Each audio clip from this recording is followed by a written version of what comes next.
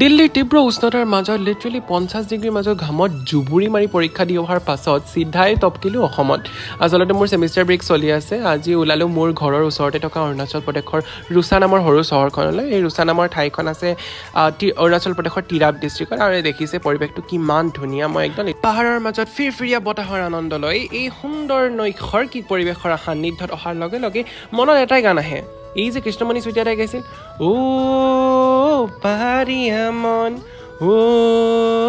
বাগানীয়া মই অৱশ্যে ইমান ভাল নাগাওঁ, কিন্তু গোটেই ৰাস্তাটো জানানে এই গানটোৱে গাই আছিলোঁ। দিল্লীৰ যান্ত্ৰিকতাৰ মাজতনো এই ধুনীয়া পৰিৱেশৰ লাভ উঠাব পাৰিনে?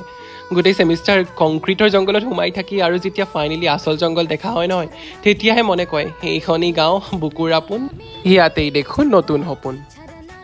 সঁচাকৈ প্ৰায় 2 ঘণ্টামান আছিলোঁ দেই। একদম ইমানেই ভাল লাগিল নহয়, বতাহজাক ইমানেই ধুনীয়াকৈ মাৰিছিল নহয়, বহু দেৰি সতেজ বতাহৰ